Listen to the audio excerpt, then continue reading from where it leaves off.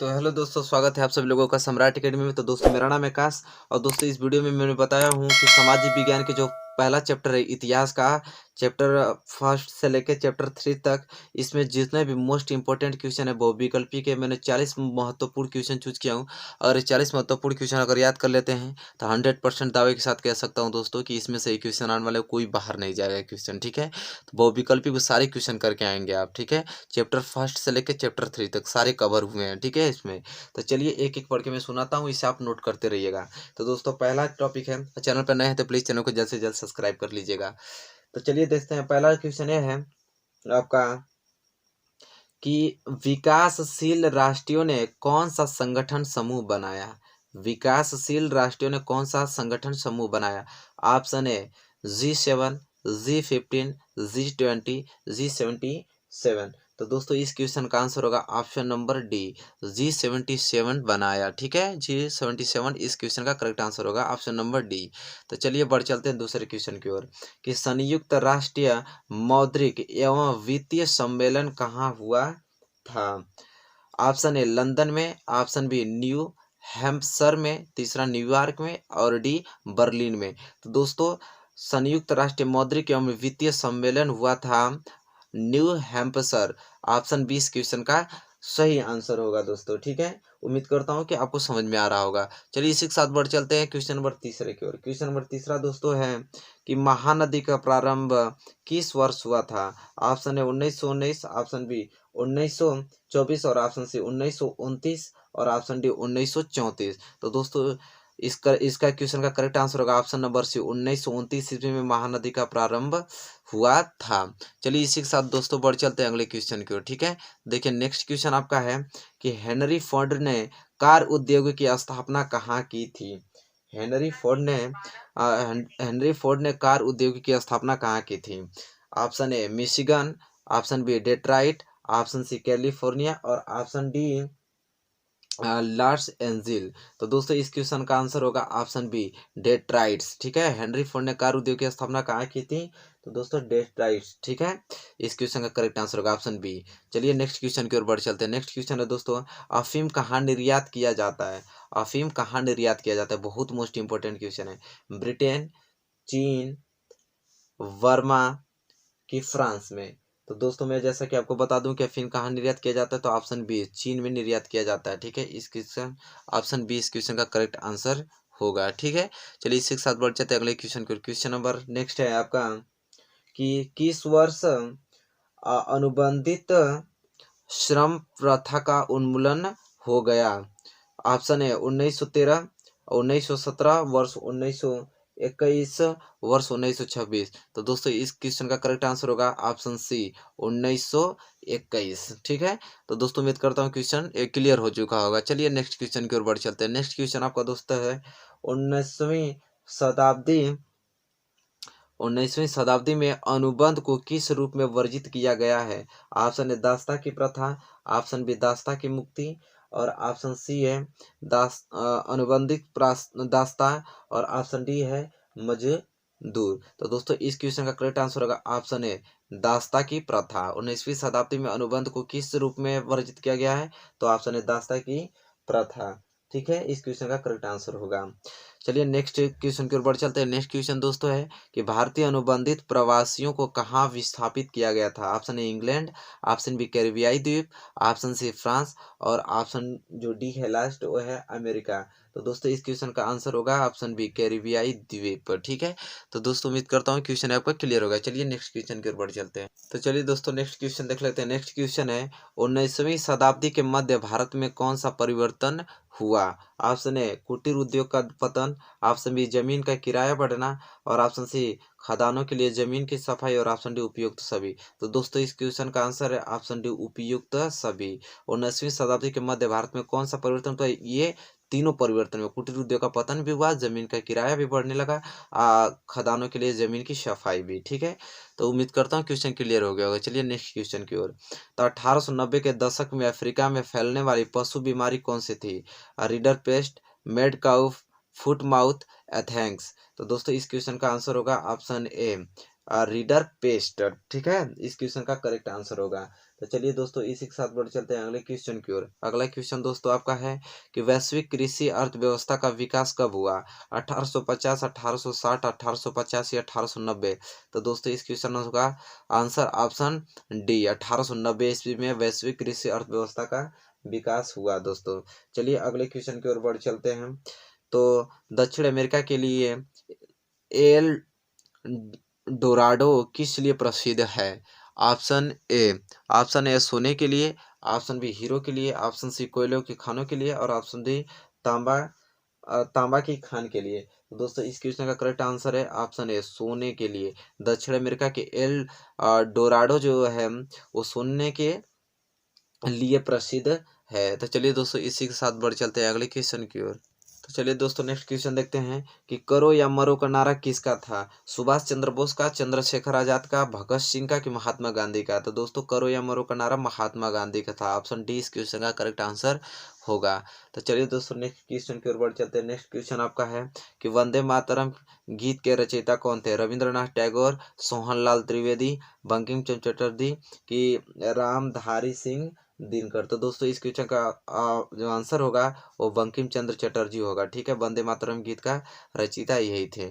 चलिए next question के ऊपर चलते हैं। नेक्स्ट क्वेश्चन दोस्तों यहाँ पे है कि गांधी जी ने दांडी यात्रा की थी। गांधी जी ने दांडी यात्रा की थी रालेक्ट एक्ट के विरोध में, क्रिप्स प्रस्ताव के विरोध में, उत्तरदायी शासन के स्थापना हेतु कि नमक कानून तोड़ने के लिए? तो दोस्तों गांधी जी ने जो दांडी यात्रा की थी वो नमक कानून तोड़ने के लिए। ऑप्शन डी इस क्वेश्चन का करेक्ट आंसर होगा।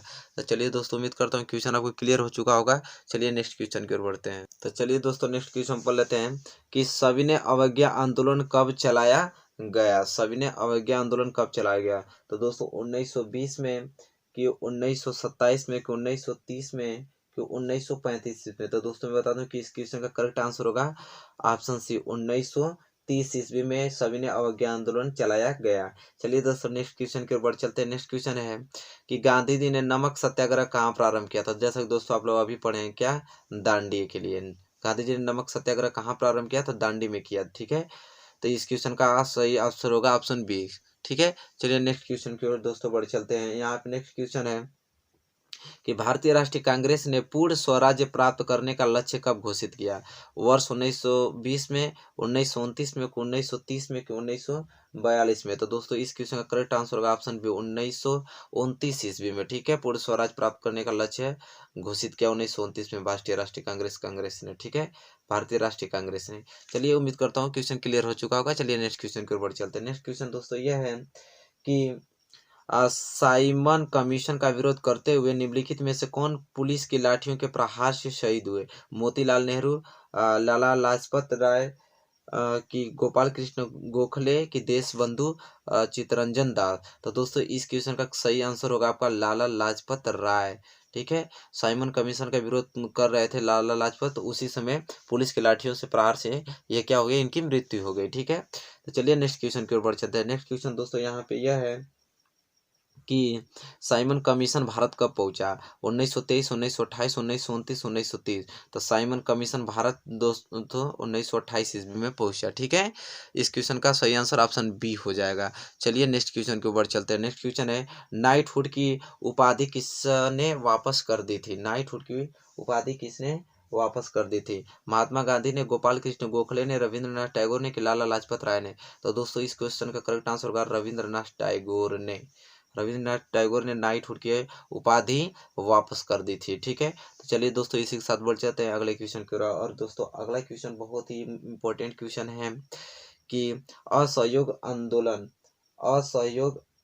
आंदोलन का मुख्य कारण क्या था? असहयोग आंदोलन का मुख्य कारण क्या था? रालेक्ट एक्ट, प्रथम विश्व युद्ध की खिलाफत आंदोलन की चौरी चौरा की घटना? तो दोस्तों इस क्वेश्चन का सही आंसर होगा रालेक्ट एक्ट। ठीक है, असहयोग आंदोलन का मुख्य कारण यही था दोस्तों, रालेक्ट एक्ट। ठीक है, चलिए दोस्तों इसी के साथ बढ़ चलते हैं अगले क्वेश्चन की ओर। और अगला क्वेश्चन दोस्तों यह है कि असहयोग आंदोलन का नेतृत्व किसने किया? ठीक है, असहयोग आंदोलन का नेतृत्व किसने किया? तो जैसा कि आप लोग जानते हैं असहयोग आंदोलन कौन चला सकता है? तो जवाहरलाल नेहरू, मोतीलाल नेहरू, लोकमान्य तिलक, महात्मा गांधी? तो दोस्तों जैसा कि आप लोग जानते हैं महात्मा गांधी ने असहयोग आंदोलन का नेतृत्व किया। तो चलिए दोस्तों एक साथ बढ़ चलते हैं अगले क्वेश्चन। उम्मीद करता हूँ कि क्वेश्चन क्लियर हो रहे होंगे।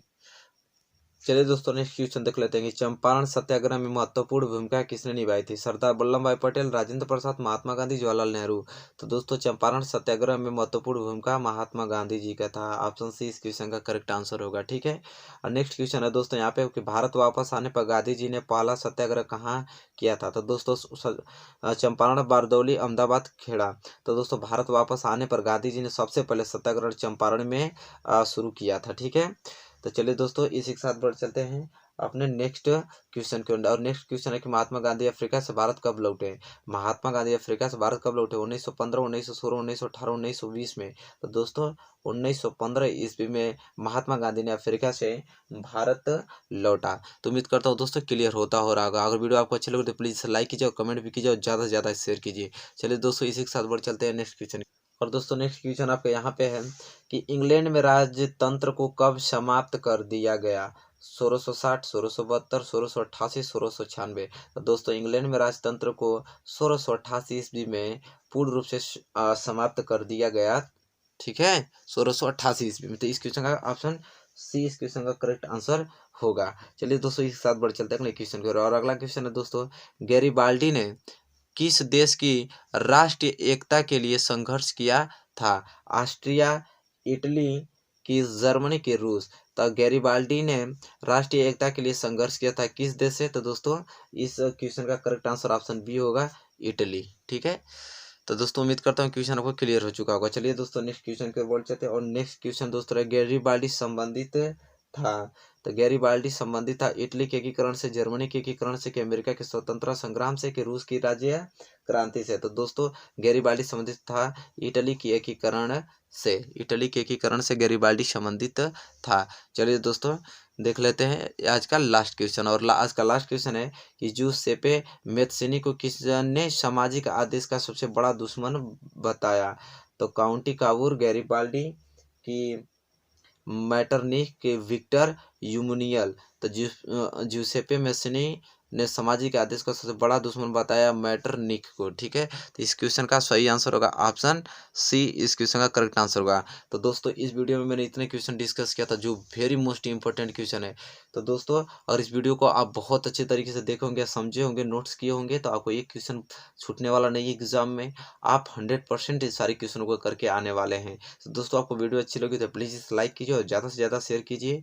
और बहुत सारे मैंने सारे सब्जेक्ट के मैंने वीडियोज़ बहुत ही इंपॉर्टेंट बना के रखा हूँ प्लेलिस्ट में। तो प्लेलिस्ट में जाइए और सारे वीडियोज़ को वहाँ पे शुरू से लेकर लास्ट तक देखिए। तब तक के लिए दोस्तों धन्यवाद, मिलेंगे आपको नेक्स्ट वीडियो लेकर।